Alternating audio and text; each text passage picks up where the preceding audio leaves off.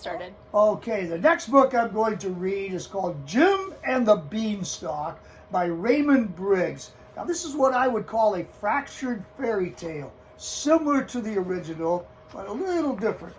So here we go. Early one morning, Jim woke up and he saw a great plant growing outside his window. That's funny, he said. It wasn't there yesterday. So I'll just see how high it goes. And he began to climb up the plant. It certainly is big, he said, and he disappeared into the clouds. And when he reached the top of the plant, Jim saw a castle. You know, I'm hungry, he said. I'll just ask at the castle for breakfast. Oh, I hope they have some cornflakes.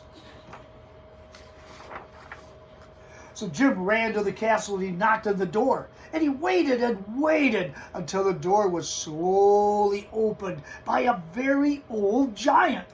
Aha, said the giant, a boy, a nice juicy boy. 3 fried boys on a slice of toast. That's what I used to enjoy, eating in the old days, but I haven't any teeth now. Come in, boy, you're safe.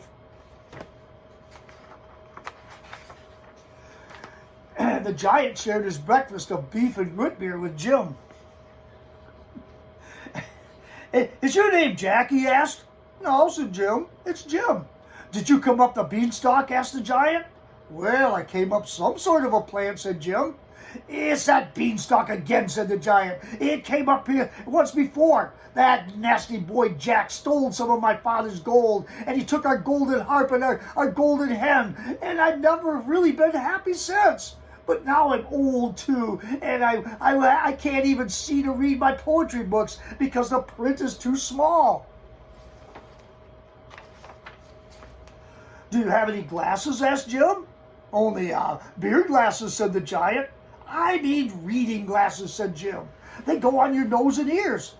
Well, it's my eyes I'm talking about, roared the giant, banging his fist on the table. These glasses are for your eyes, said Jim. And he explained about glasses while the giant listened carefully. Get 'em, said the giant fiercely when Jim had finished. Get 'em for me, and I'll pay good gold.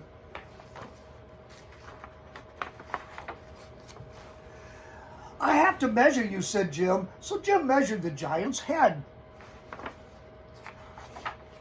The giant gave Jim a gold coin, and Jim climbed down the beanstalk as fast as he could, holding tight to the coin.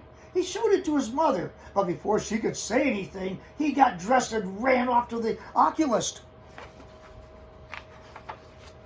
The oculist could hardly believe his eyes when he saw the giant gold coin, but he set to work straight away, and he worked all night, and in the morning the glasses were ready. So Jim carried them home, and then he tied them on his back, and he climbed up the beanstalk. The giant loved his glasses. He put them on, and he began reading rhymes to Jim. You're a good boy, he said. Now I can see you properly. I wonder how juicy you are. I can't eat anything much nowadays because I don't have any teeth. Well, why don't you have false teeth? Asked Jim. False teeth, roared the giant. Never heard of them. So Jim explained about false teeth while the giant listened carefully. Get 'em, said the giant when Jim had finished. Get 'em for me, and I'll pay good gold. So Jim measured the giant's mouth. And make 'em big, said the giant, and sharp. I like sharp teeth. The giant gave Jim a gold coin, and Jim climbed down the beanstalk as fast as he could, holding tight to the coin, and he showed it to his mother. But before she could say anything, he ran off to the dentist.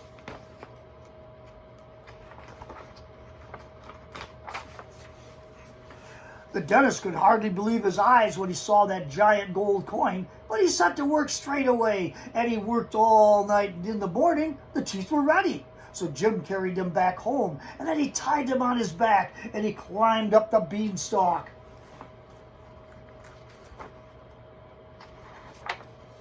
The giant loved his new teeth. He jumped up and down, chomping his jaws and gnashing the teeth until sparks flew. Then the giant looked down at himself in a mirror and was suddenly sad again. "Ah," he said, "I used to be a good-looking lad. Great head of flaming red hair I had. And now look at me." "Well, why don't you have a wig?" asked Jim. "A wig?" roared the giant. "Never heard of a wig." So Jim explained about wigs while the giant listened carefully. "Get one," said the giant when Jim had finished. "Get one that's red and curly. I'll pay good gold." So Jim measured the rest of the giant's head. The giant gave Jim a gold coin, and Jim climbed down the beanstalk as fast as he could go, holding tight to the coin. He showed it to his mother, but before she could say anything, he ran off to the wig maker. And the wig maker could hardly believe his eyes when he saw the giant gold coin. But he set to work straight away. He worked all night, and in the morning the wig was ready. So Jim carried it home, and then he tied it on his back, and he climbed up the beanstalk.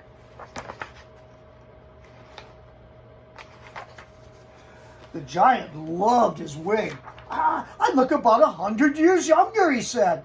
And the giant put on all his best clothes, and he danced around the room, glancing at himself in the mirror.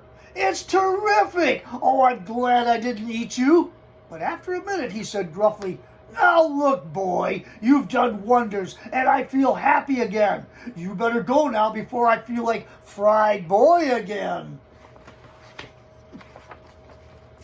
Jim said goodbye and real fast, and he ran to the beanstalk. He slid down it, and he landed in a heap. And above him, the giant shouted, "Chop that beanstalk down, or I might come down and crunch you up with my new teeth." Seizing an axe, Jim swung mightily, and he chopped down the beanstalk. At that very moment the beanstalk fell, something else landed besides Jim with a thud. And it was a giant gold coin wrapped in a giant piece of paper. And on the paper was written, "Dear Jim, thank you for the teeth and the glasses, also the lovely wig. Your friend the giant."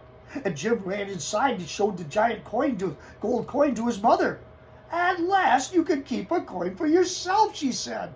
And somewhere in the distance, Jim heard a roar of giant laughter. That's the end of the story.